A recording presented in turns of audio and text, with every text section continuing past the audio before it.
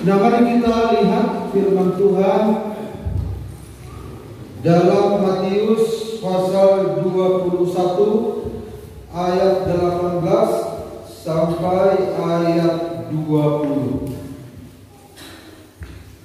Matius 21 ayat 18 sampai 20. Mari kita baca bersama-sama karena hanya 3 ayat.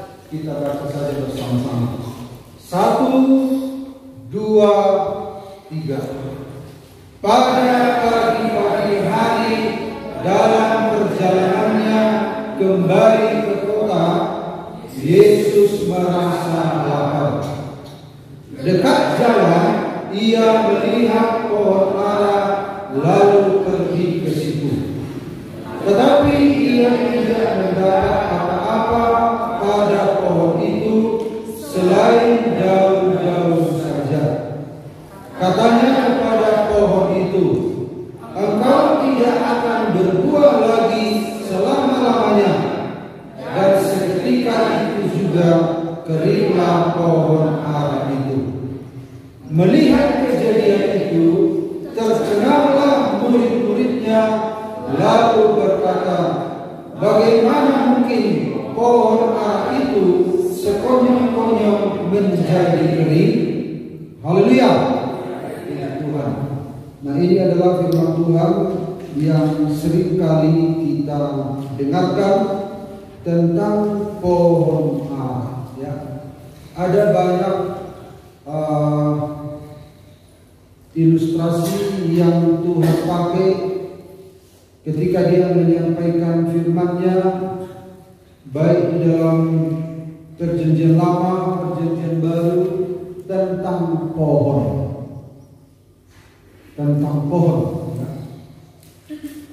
Jadi pohon ini adalah ciptaan Tuhan, makhluk hidup tingkat 3. Jadi malaikat,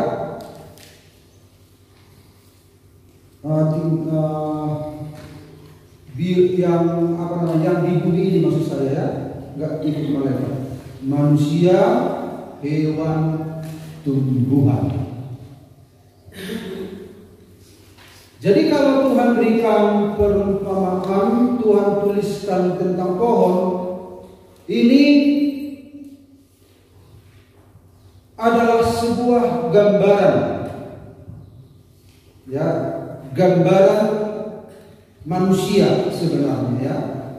Jadi orang Israel itu seringkali disebutkan pohon ara, orang Israel itu seringkali disebutkan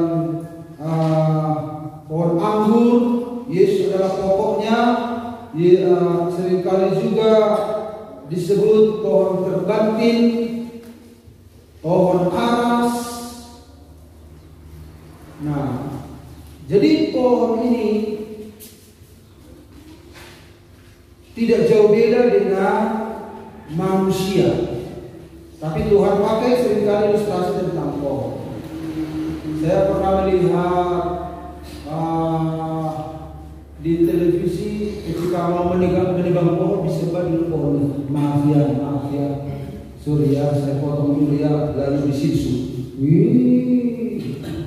Di Bali juga menganggap pohon itu seperti manusia, ya. Makanya kalau Bapak Ibu melihat pohon di Bali itu diselimuti dengan petak-petak, kain petak-petak. Jadi katanya ada rohnya. Mereka percaya ada rohnya pohon itu. Jadi kalau seseorang ke hutan, kenapa dia sesat? Selain ada roh jahat, iblis tinggal di hutan, tanaman-tanaman itu juga punya roh menurut mereka. Tapi menurut Kristen, pohon itu nggak punya roh, punya hidup tetapi tidak punya roh. Nah, jadi pohon ini seringkali digambarkan orang-orang percaya, digambarkan sebagai orang-orang percaya. Lalu kita lihat ayat yang kedua. Ayat yang kedua adalah yang memilih aku, tetapi akulah yang memilih kamu. Dan aku telah menetapkan kamu supaya kamu pergi dan menghasilkan buah. Dan buahmu itu tetap, supaya apa yang kamu minta kepada Bapa dalam namaku diberikannya kepadamu. Jadi Tuhan berkata, bukan kamu yang memilih aku, tetapi akulah yang memilih kamu, dan aku telah menetapkan kamu supaya kamu pergi dan menghasilkan buah. Yang menghasilkan buah itu kan pohon. Tetapi kenapa orang percaya itu disebut menghasilkan buah? Karena pohon itu adalah makhluk hidup. Dari sana Tuhan ingin mengajarkan bagaimana pohon itu berbuah. Seperti pohon itu berbuah, orang percaya juga berbuah. Ya. Orang percaya juga berbuah. Dikatakan di situ, bukan kamu yang memilih aku. Akulah yang telah memilih kamu, dan aku telah menetapkan supaya kamu pergi. Jadi sudah menjadi sebuah ketetapan bahwa orang percaya itu pergi dan menghasilkan buah. Sudah menjadi ketetapan Tuhan sendiri, orang percaya itu berbuah. Sampai 2 kali dikatakan, pergi menghasilkan buah, dan buahmu itu. Jadi kalau 2 kali disebutkan berarti penekanannya begitu kuat. Supaya apa yang kamu minta kepada Bapa dalam namaku diberikannya kepadamu. Nah, mari kita lihat tema firman Tuhan hari ini. Kalau kita lihat gambar ini, Tuhan memilih, ya. Tuhan memilih. Jadi pilih aku enggak. Tuhan yang memilih. Artinya Tuhan yang punya keputusan memilih. Jadi semua orang yang percaya pada Yesus telah dipilih oleh Tuhan. Amin. Kita itu dipilih Tuhan di dalam putranya. Karena di dalam pengajaran tentang keselamatan, Bapak Ibu, ada beberapa istilah yang berbeda, yang mendasar dalam keselamatan, tapi berbeda dalam pengertian baik. Misalnya tentang penebusan, tentang pembenaran, tentang lahir baru, tentang pilihan. Jadi orang percaya itu dipilih Tuhan, ya.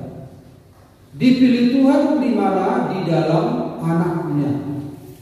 Jadi ketika orang percaya pada Yesus itu otomatis sudah dipilih Tuhan.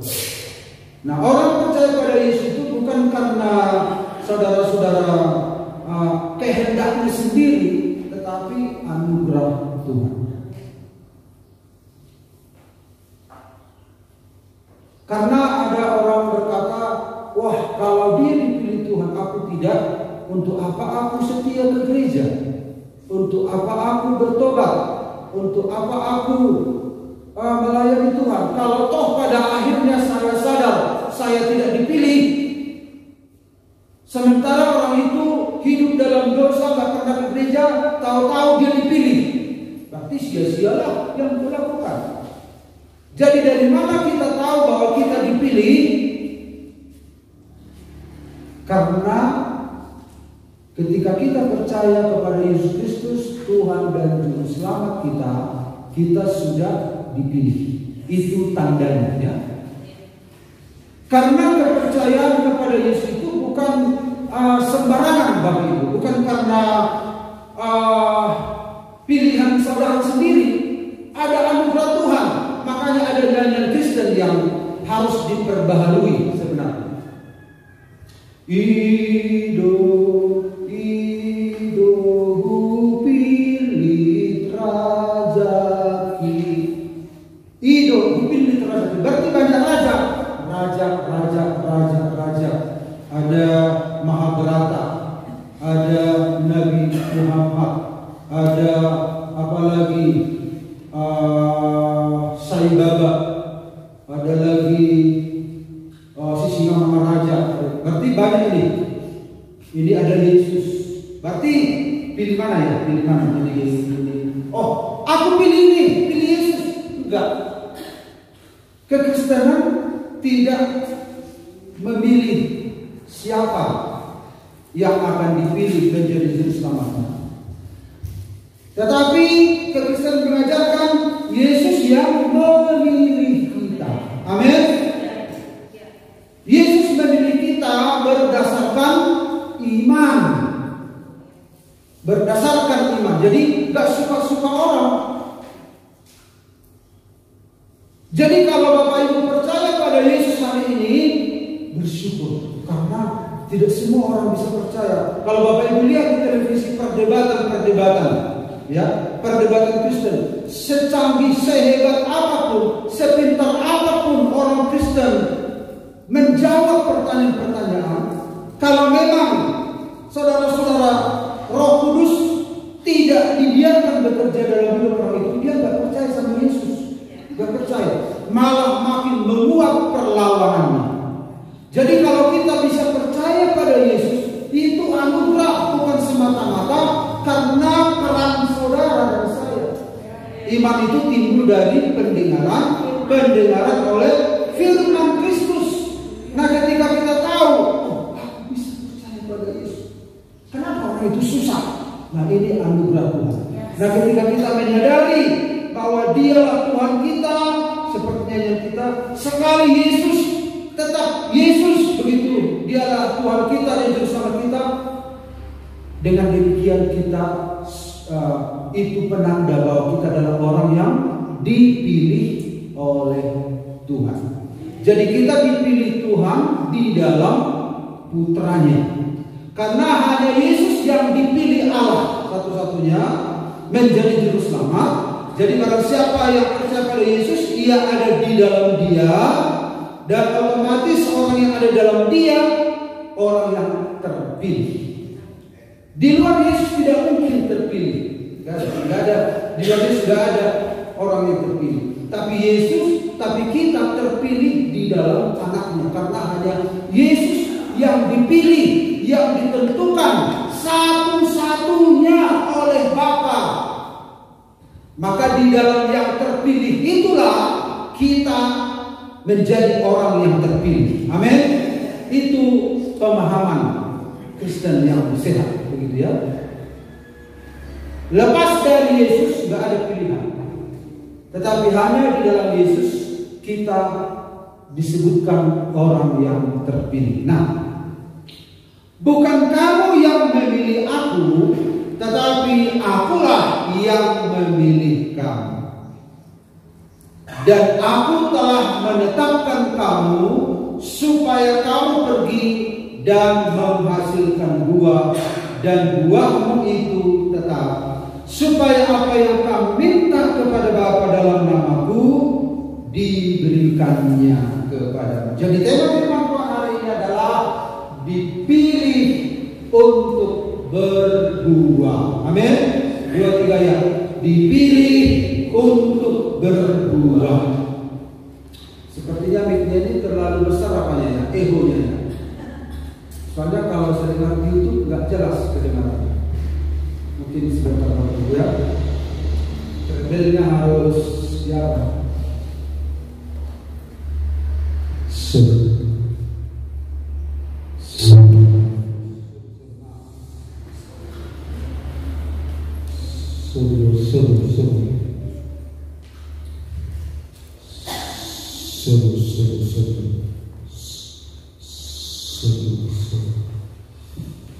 Ya.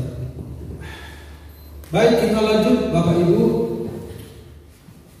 Judulnya adalah dipilih untuk berbuah. Karena Yesus berkata, aku telah menetapkan kamu. Jadi kenapa kita dipilih?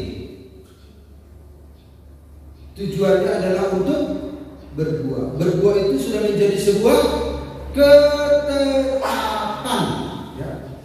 Ketetapan, 2-3 ya.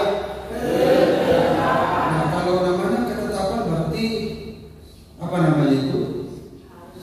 Harus, ya, ketetapan. Baik saya juga, saya harus sudah ditetapkan ternyata. Berarti kalau saya nggak berbuah, berarti saya melawan ketetapan. Ya. Makanya ada istilah TAP MPR nomor sekian, sebuah ketetapan, ya, sebuah ketetapan.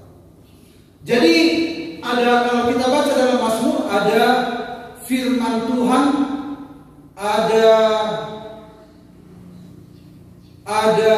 perintah Tuhan, ada ketetapan Tuhan, ada level-levelnya, ada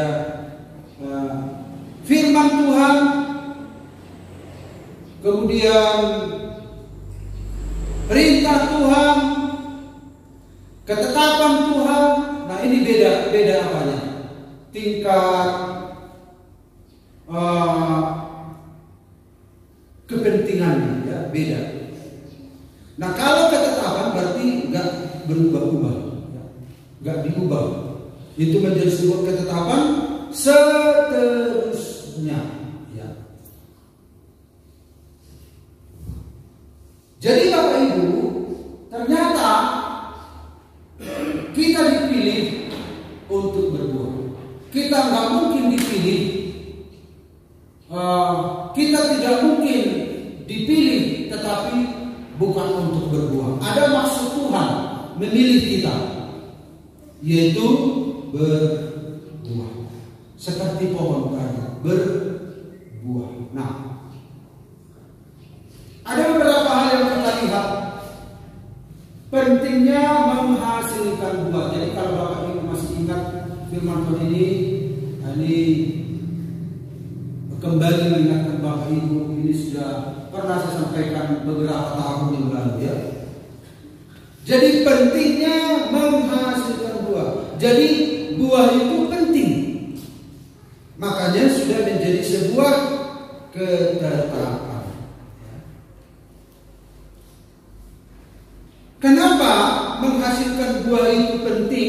Kenapa Tuhan memilih kita dan sudah menjadi sebuah ketetapannya bahwa kita harus menghasilkan buah?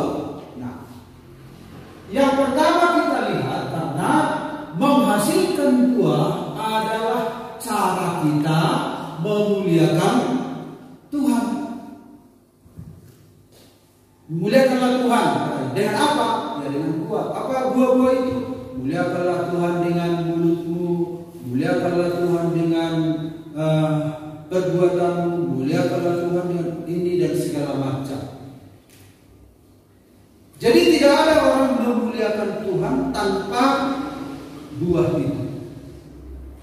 Dalam Yohanes 15 ayat 8 bisa dibaca, tolong. Yohanes 15 ayat 8.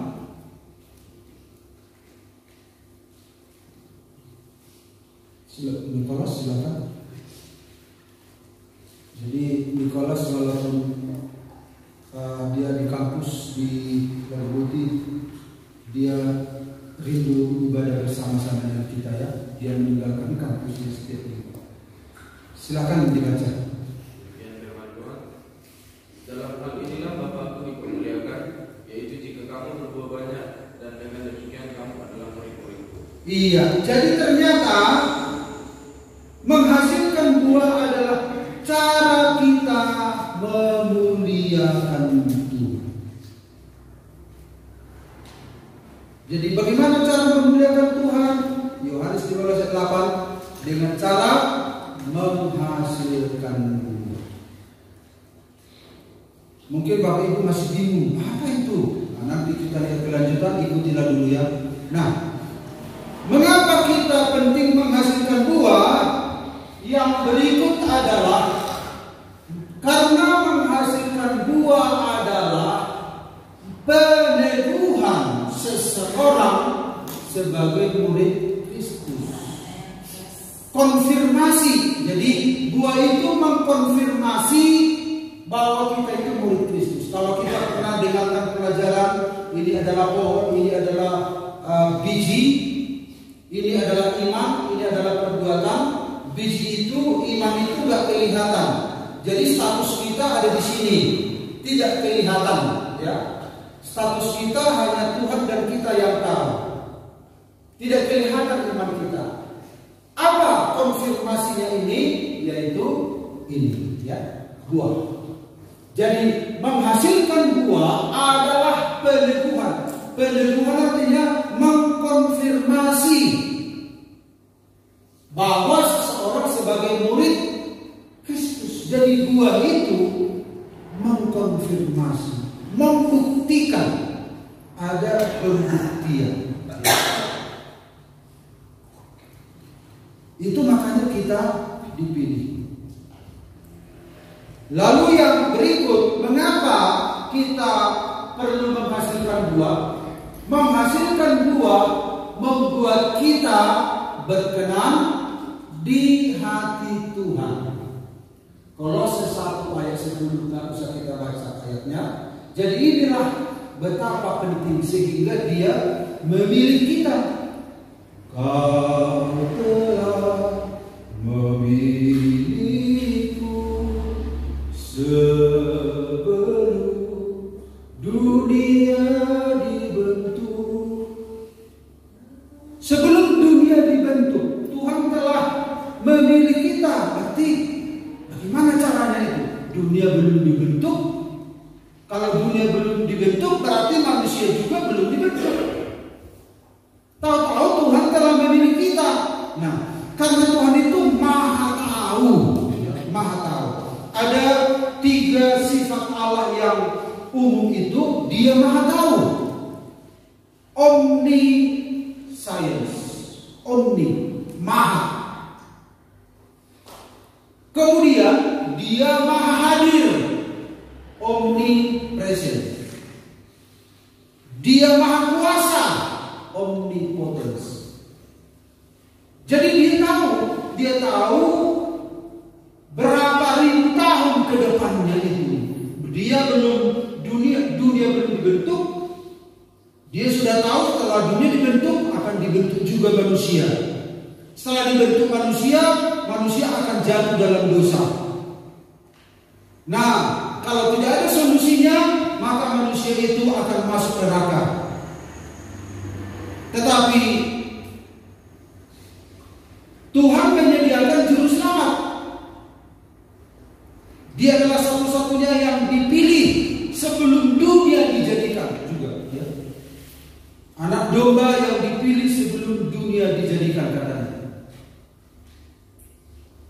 Kemudian orang-orang yang berdosa itu menjadi orang yang dipilih di dalam yang terpilih, yaitu Yesus Kristus.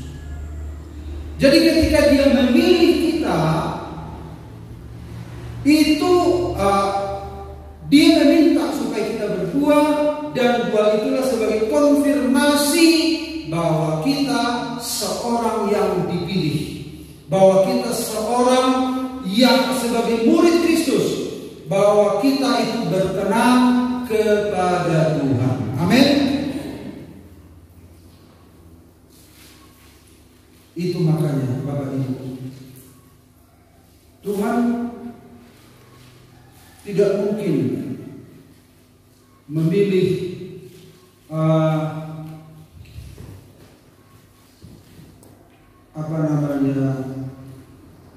pemungut sampah itu. Pemulung tidak mungkin memilih sampah tanpa tujuan.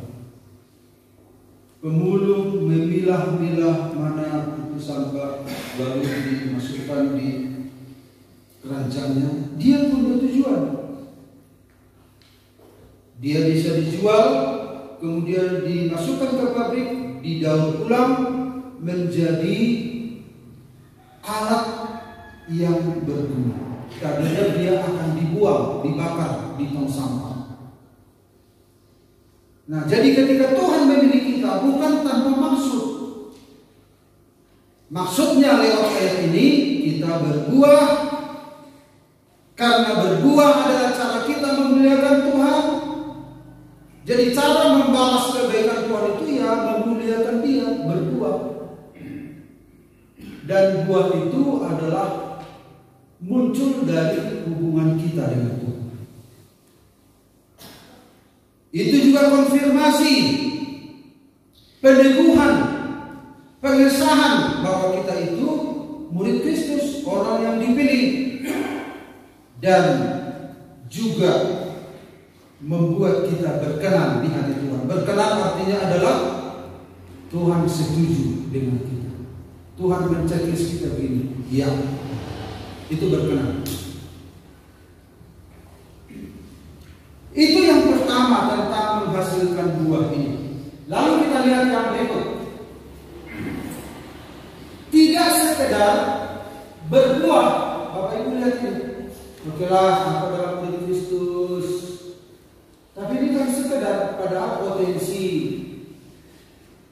dari bawah itu besar. Tidak sekedar, ini kan hanya sekedar.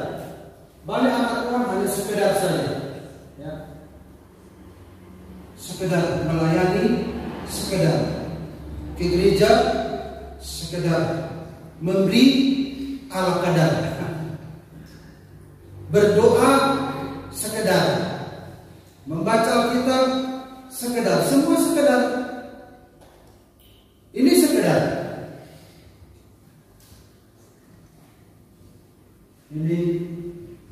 Ini kena ke saya. Sama Bapak Ibu kena enggak?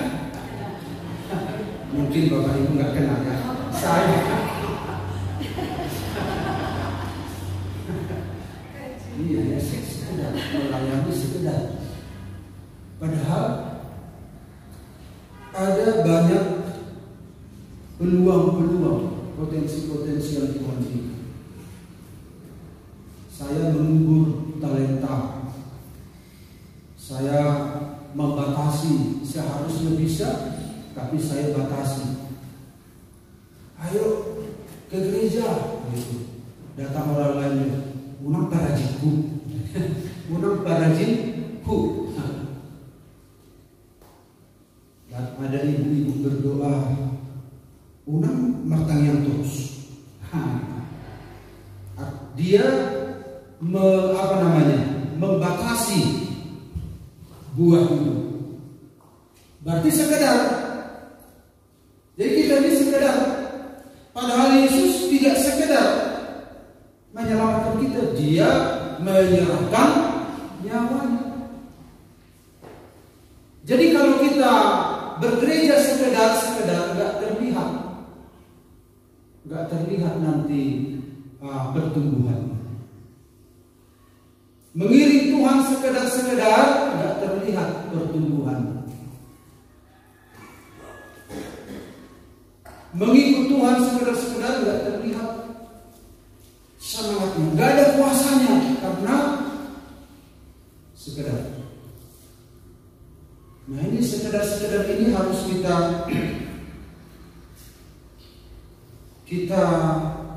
ubah, karena kita punya lebih dari situ yang Tuhan berikan, kemampuan. Amin. Nah, tidak sekedar berbuah, tetapi apa?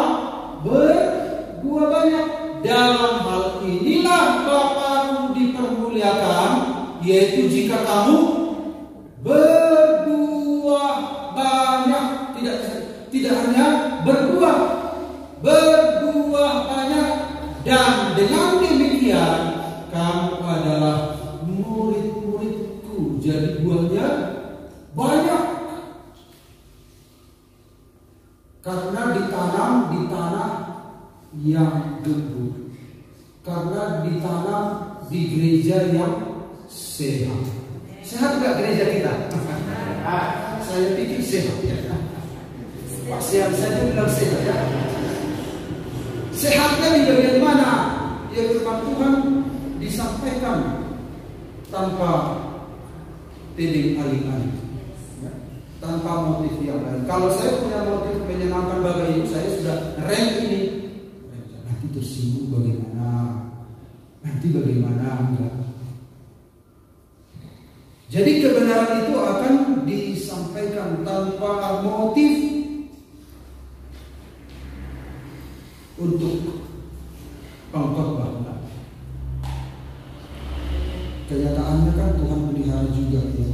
Tuhan pelihara dari sisi kami lah dulu. Tuhan pelihara juga ya. Baik di Ajibata, baik di sini Tuhan pelihara.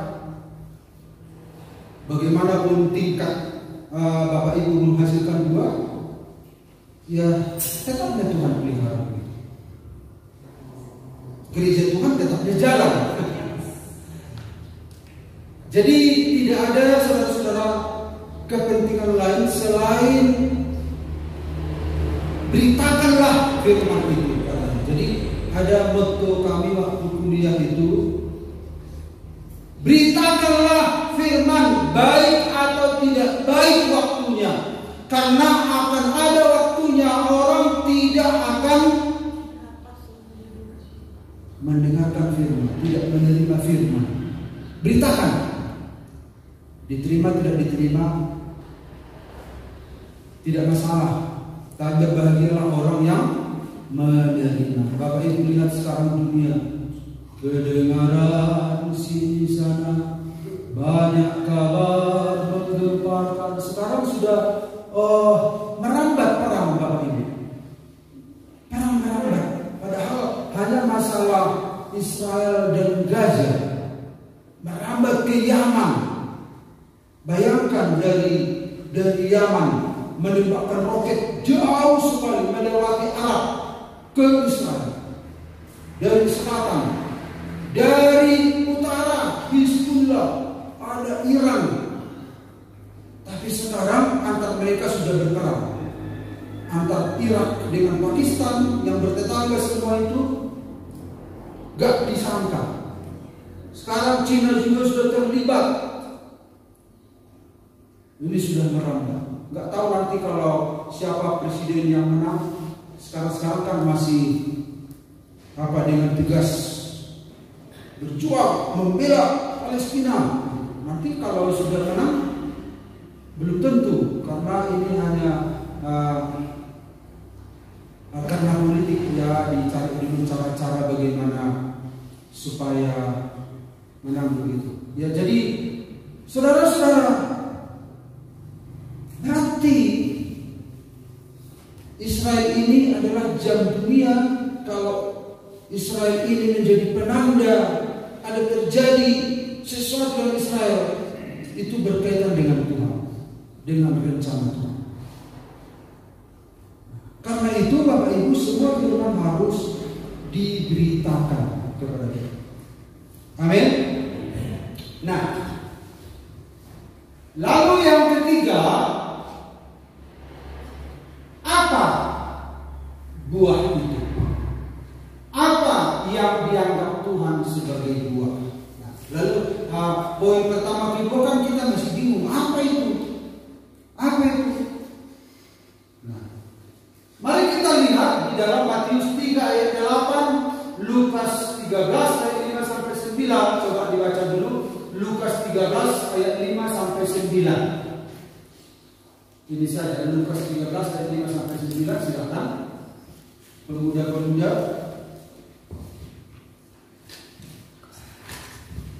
Kata Mak Jeremy lah lebih cepat biasanya.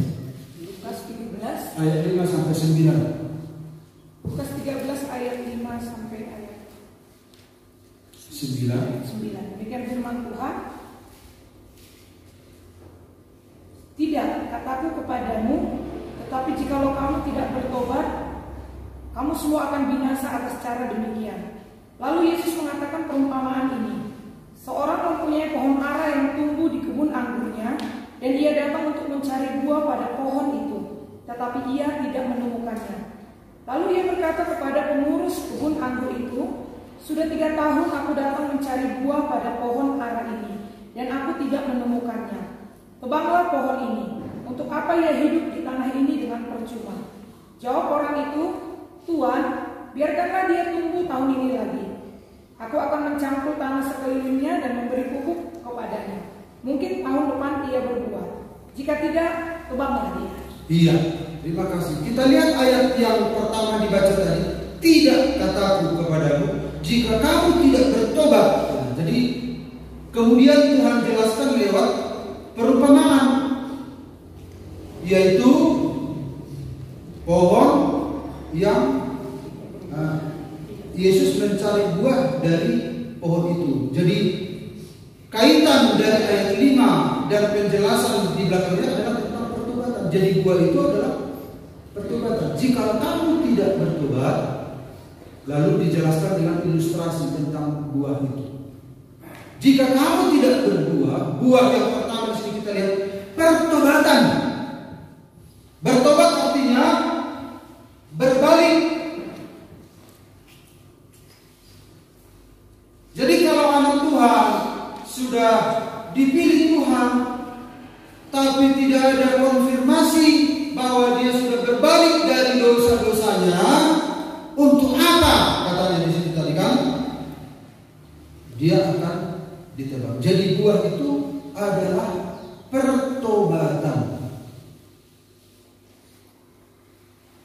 Jadi kita harus bertobat, ya. Amin. Bertobat.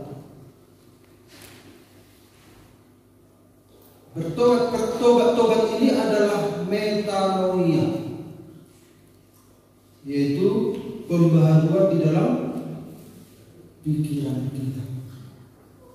Pembaharuan dalam pikiran kita. Terus dibaharui. Jadi pembaharuan itu, pertobatan itu selalu terus.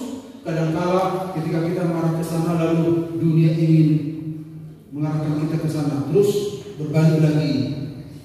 Pikiran kita terus dibaharui, diarahkan terus. Makanya pertobatan itu tidak sekali, terus. Karena istilah pertobatan itu metanoia, yaitu pembaharuan pikiran. Itu kata yang sinonim dengan metanoia itu metamorfosa, perubahan. Dari telur ke ulat, ulat ke pompong ke kupu-kupu. Ada tahapan perubahan. Dari satu tempat ke tempat lain, dari satu tahap ke tahap yang selanjutnya. Nah, itulah buah yang diharapkan Tuhan, sehingga Tuhan memilih kita.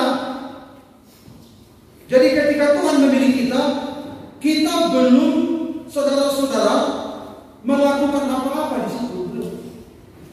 Sama dengan ketika Tuhan membenarkan kita, menceklis kita benar, kita belum berbuat apa-apa di situ. Nah, setelah di dalam Tuhan, secara de facto kita harus hidup sesuai kehendak-Nya. Jadi kita diselamatkan bukan karena perbuatan baik kita, tetapi karena anugerah oleh iman. Nah, selanjutnya iman yang benar itu ada konfirmasinya. Jadi iman yang benar itu ada konfirmasinya. Konfirmasinya apa? Penyembuhannya apa? Pertobatan. Ini kata yang sederhana, namun seringkali kita menganggap ini sesuatu yang tidak penting. Misalnya, kita memang memuji Tuhan, haleluya, puji Tuhan, kita berdoa, tetapi ada satu tingkah laku yang sulit kita ubah. Misalnya, ketika orang membuat kesalahan, langsung amarahnya luar biasa. Nah, di bagian itu harus berdoa, Tuhan, ampuni saya, saya tidak mau begini lagi. Padahal sudah memuji Tuhan, sudah menyembah Tuhan, sudah berbahasa roh begitu. Perlu juga ada pertobatan dalam bidang-bidang tertentu. Nah, amin Bapak Ibu. Jadi bidang di mana kita harus bermetanoia. Ada pertobatan besar itu berbalik kepada Kristus. Tapi ada metanoia yang setiap saat. Dulu kita orangnya gak sabar,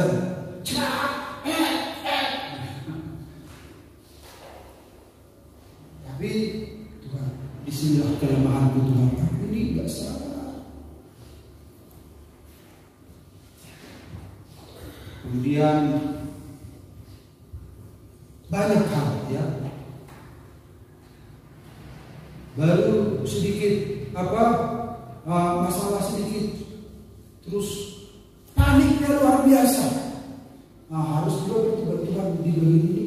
Padahal hanya kecoa yang kulihat. Yesus, masa kerajaan Allah datang hanya untuk mengusir kecoa? Bayangkan, kerajaanmu datanglah hanya mengusir kecoa. Nah di situ harus ada pertobatan sedikit. Panik ini saja. Ada masalah sedikit, ku dengar anakku pusing kepalanya. Ibu tahu anaknya ngasih mulutnya. Mungkin dia marahi, mungkin lagi lihat istrinya ramahan, terpanik. Padahal hanya apa? Flu sedikit begitu. Nah di situ harus kita ada pertobatan. Jadi banyak hal di mana kita harus bertobat ya. Itu tanda bahwa kita itu dipilih oleh Tuhan. Kita itu dinormalisasi oleh Tuhan. Kalau dulu kan ketika orang dalam jatuh dosa ekstrim berdosa, ekstrim lemah, ekstrim tertawa, ekstrim takut semua. Tapi setelah kita Tuhan itu dinetralisir oleh Tuhan. Kau tenang. Bukan berarti Tuhan membuang semua emosi kita. Bukan, tetap kadang kita takut juga kan. Kadang kita khawatir. Tetapi ada Tuhan yang menormalisasi semua temperamen, semua emosi kita. Nah akhirnya kita stabil dan dilihat. Dulu dia panikkan, tapi setelah berdoa sama Tuhan, dia sungguh-sungguh sama Tuhan, dia jadi tenang. Kemudian buah yang berikut adalah kebenaran yang dipraktekkan. Kebenaran. Coba kita baca dulu satu ayat saja. Kolose 1 ayat 10. Silakan, Kolose 1 ayat 10. Demikian firman Tuhan, sehingga hidupmu layak di hadapannya serta berkenan kepadanya dalam segala hal, dan kamu memberi buah dalam segala pekerjaan yang baik dan bertumbuh dalam pengetahuan yang benar tentang Allah. Iya, itu adalah buah. Kalau dalam Matius 7:16-21, jika digabungkan ini, kesimpulannya adalah kebenaran yang dipraktekkan.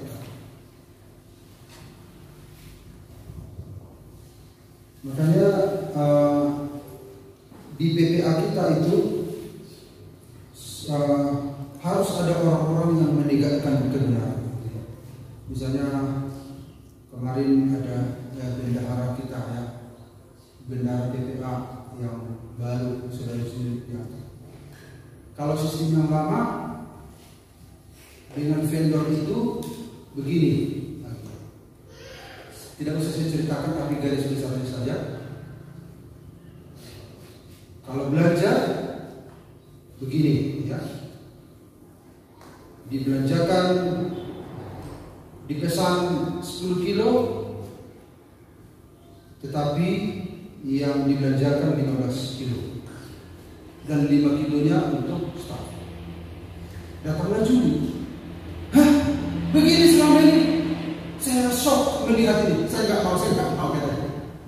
Lalu Juli lapor, diceritakan dia putus asa melihat. Dan saya bilang justru begitu, itu kebenaran.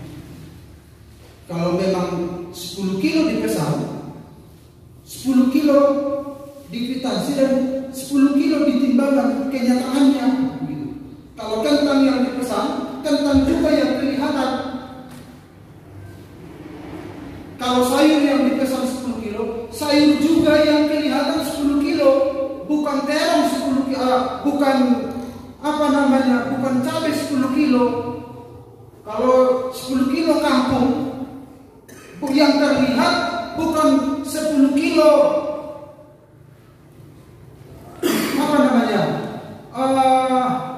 kentang.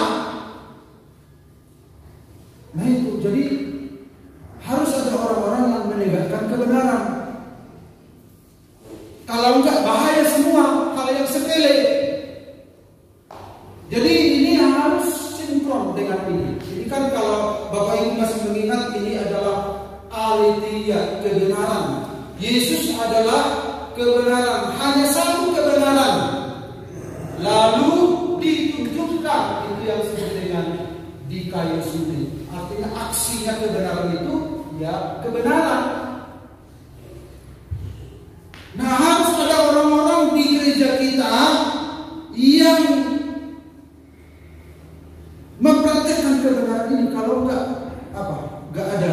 Kita ini gereja yang kumpul-kumpul. Kita hanya sebuah menjalankan kegiatan, tapi sama dengan dunia ini. Makanya Paulus bilang berubahlah, jangan serupa dengan dunia. Bagaimana kita bisa menggalang dunia? Karena visi gereja kita menjadi garam dan terang melalui apa?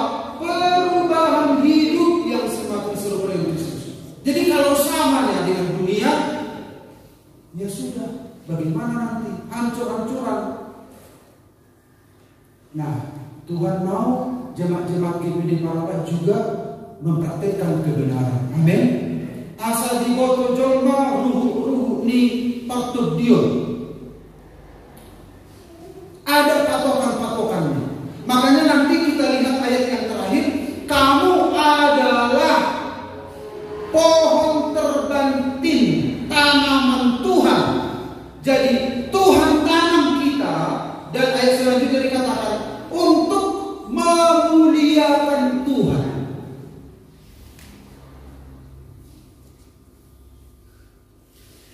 Kadang-kala karena kita sudah lama dalam Tuhan, kita pikir kalau sudah kita bisa berdoa, menangis, menyembah, ya sudah. Padahal kalau bicara tentang kebenaran, ini adalah sebuah usaha untuk mengeksekusi apa yang kita percaya dan apa yang kita lakukan. Itu kebenaran.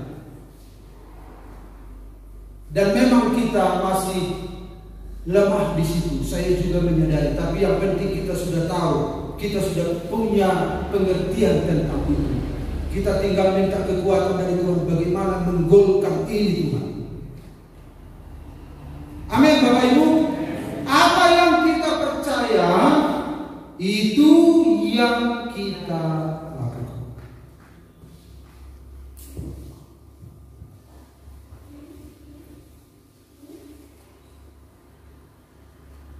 Bukan berarti kita sempurna, enggak, tetapi itu kebenaran. Itu yang dimaksud dengan kebenaran itu. Sebisa mungkin. Mungkin kita nanti satu waktu akan terlihat lemah di sana sini, tapi bukan berarti kita berhenti untuk melakukannya. Amin. Ini tidak menyenangkan. Kadang kita disenangi dengan pemahaman ini, kadang kita makin banyak musuh. Bisa makin banyak musuh. Ketika Yesus datang yang adalah kebenaran, aku adalah kebenaran katanya, ada yang mengikut dia, ada yang malah memusuhi dia, bahkan membunuh dia. Jadi ketika ada Tuhan itu hidup dalam kebenaran, ada yang tertarik dan ada yang membenci.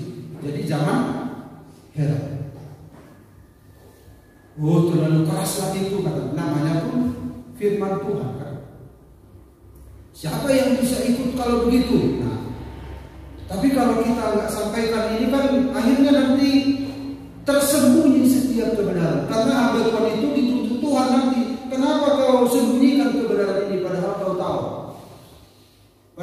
tujuan Tuhan supaya kita segambar dan serupa dengan Dia. Amin. Amin. Coba katakan kiri kanan, bantu saya dalam doa ya, supaya saya bisa mengerti dan melakukannya. Karena walaupun saya memperbahkannya, saya juga butuh bantuan Tuhan. Yang penting sudah tahu apanya, SOP-nya Tuhan, gitu ya, SOP-nya. Kemudian itulah buah, gitu ya, itulah buah itu. Itu yang dianggap Tuhan sebagai buah. Jadi kalau nggak ada praktek kebenaran, buah itu. Dan nama Tuhan tidak dimuliakan. Kemudian Roma 15 ayat 28. Roma 15 ayat 28. Silakan dibaca, siapa yang bisa baca? Roma 15 ayat 28. Apabila aku sudah menunaikan tugas itu dan sudah menyerahkan hasil usaha bangsa-bangsa lain itu kepada mereka, aku akan berangkat ke Spanyol melalui kota kamu. Iya.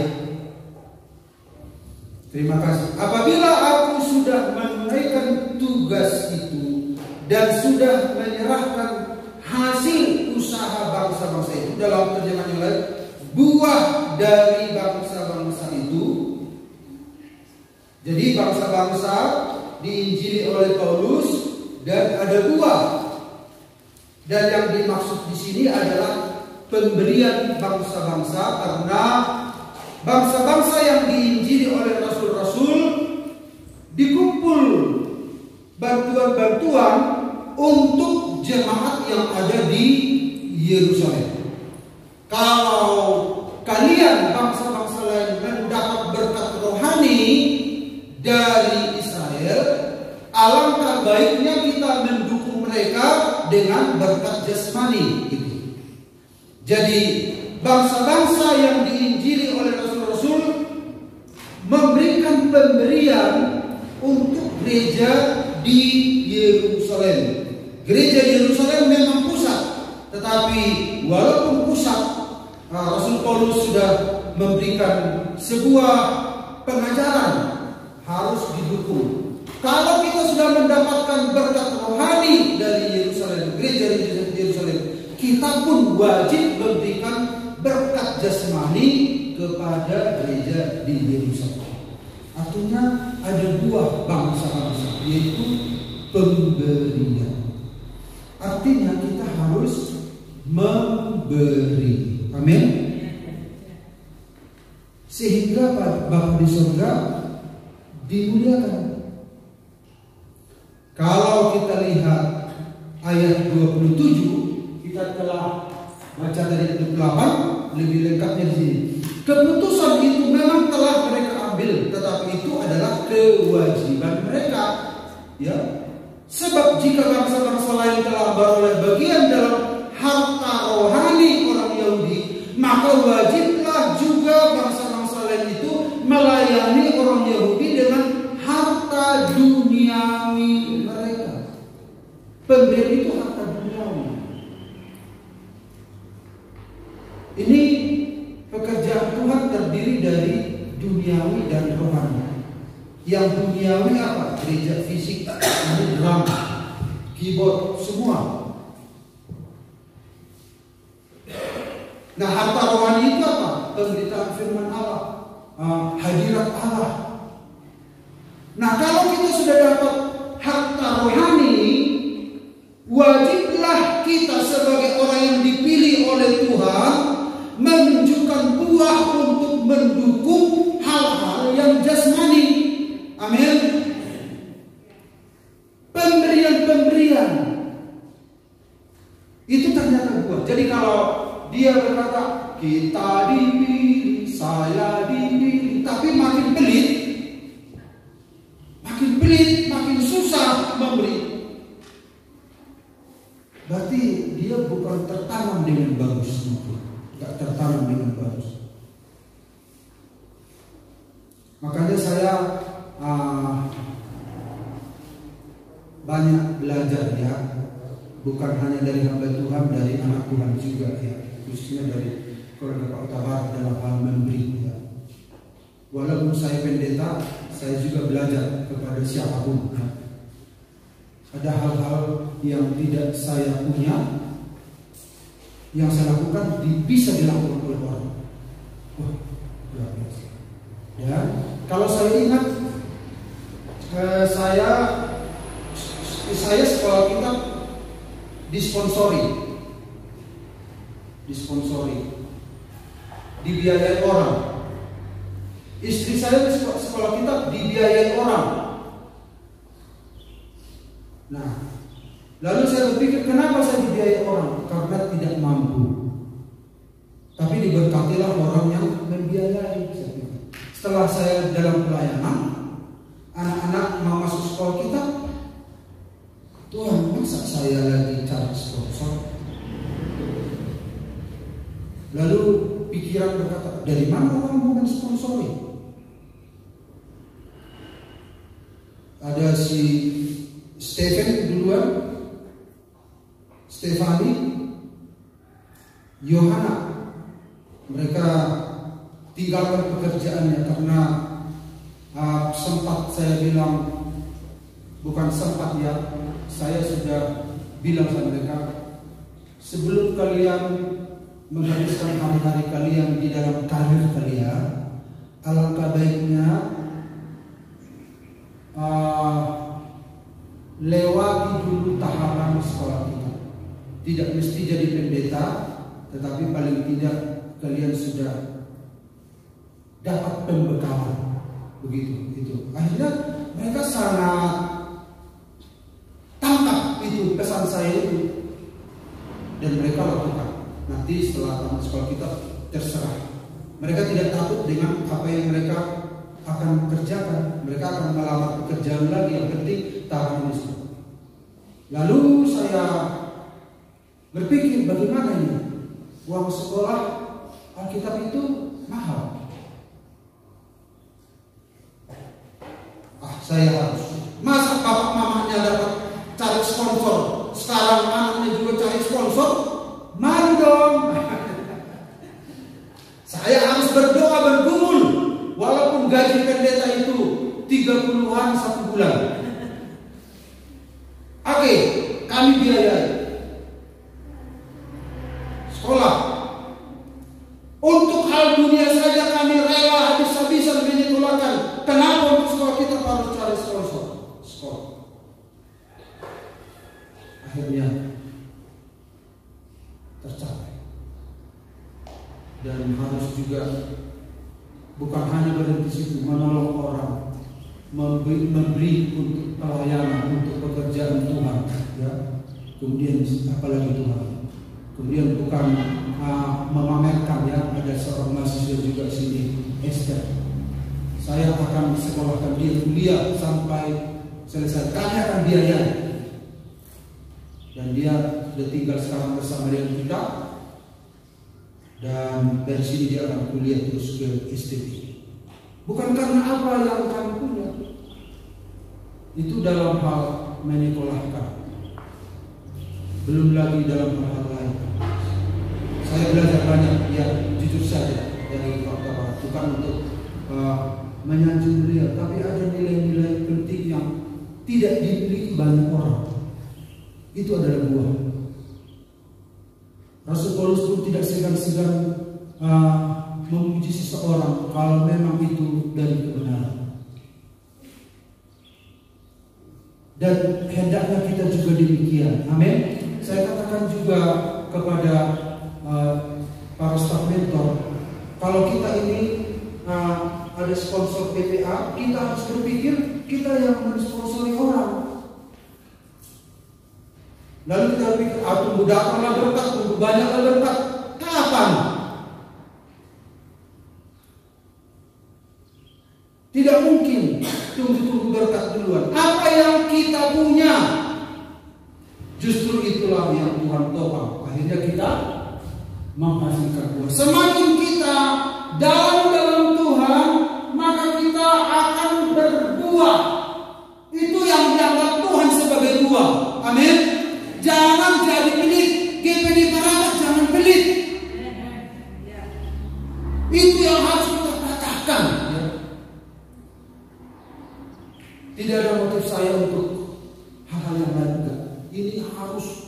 Ini seperti sebuah apa ini yang harus kita kalahkan.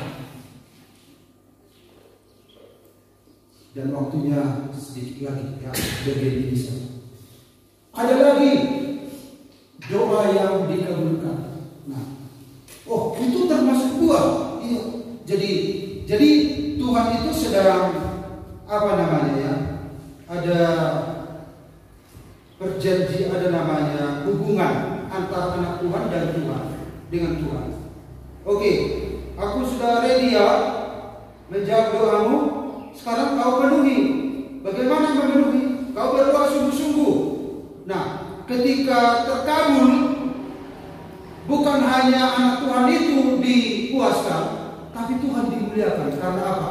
Tuhan dimuliakan karena anak Tuhan itu sanggup memenuhi syarat yang diminta Tuhan. Akhirnya ketika gol, Tuhan dimuliakan.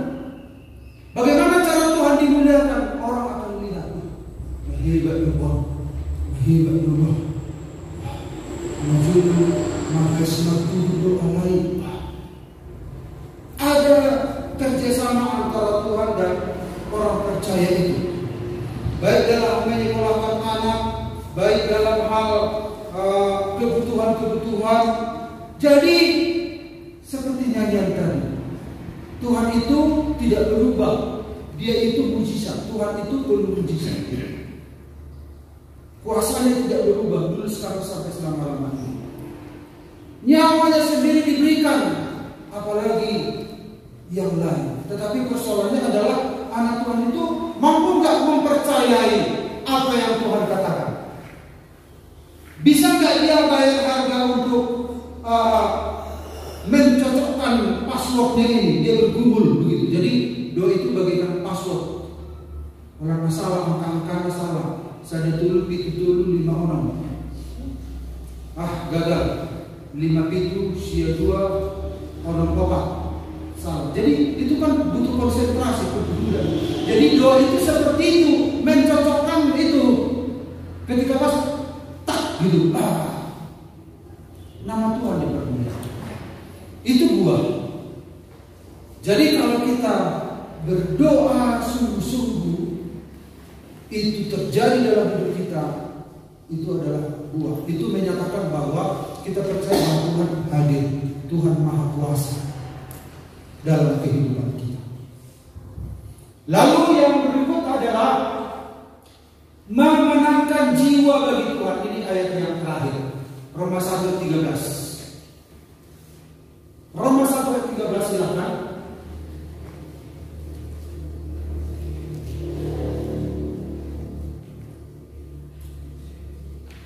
Demikian firman Tuhan, saudara-saudara, aku mau supaya kamu mengetahui bahwa aku telah sering berniat untuk datang kepadamu, tetapi hingga kini selalu aku terhalang agar di tengah-tengahmu aku menemukan buah, seperti juga di tengah-tengah bangsa bukan Yahudi yang lain. Iya, supaya aku menemukan buah. Buah yang dimaksud di sini adalah jiwa-jiwa yang dimenangkan. Jadi semakin banyak jiwa datang ke gereja ini, itu buah yang Tuhan inginkan. Jadi semakin berkurang jiwa, berarti Tuhan tidak ingin. Ada orang bilang, "Sauti petahu kami asal berkualitas." Kualitasnya bagaimana? Dia menentukan kualitasnya. Kalau Tuhan bilang nggak ada kualitasnya, Tuhan bilang Tuhan yang menetapkan kualitas. Jadi sebanyak mungkin berdosa atau bagaimana itu harus dibawa kepada Tuhan. Nanti di gereja dia akan dikuduskan, dibersihkan oleh Tuhan. Karena itu kepada kaum muda saya memberikan wejangan di acara perdana mereka. Kita harus bawa jiwa supaya nama Tuhan dipermuliakan. Satu jiwa diselamatkan, berlaksa-laksa malaikat bersorak-sorak. Nah, ketika satu jiwa diselamatkan, otomatis semangat kita akan bertambah memuji Tuhan. Karena apa? Karena di tengah-tengah kita pun malaikat bersukacita gitu. Ada sukacita dalam gereja ketika jiwa bertambah. Tapi kalau jiwa berkurang, yang ada duka cita. Biarin Ustaz, akhirnya apa? Duduk morak-marak antara Tuhan. Ada sebuah semangat pengenangan jiwa. Jadi semua jiwa-jiwa itu berharga di hadapan Tuhan. Amin. Amin. Jadilah kita menjadi anak Tuhan yang bisa mempertahankan jiwa, memenangkan jiwa. Kalau tidak bisa memenangkan, paling tidak mempertahankan jiwa. Jangan jiwa yang ada malah hilang. Jiwanya terutama daripada tuntutan yang lain. Demikian firman Tuhan. Tuhan berkati kita. Mari kita tundukkan kepala, kita lanjutkan.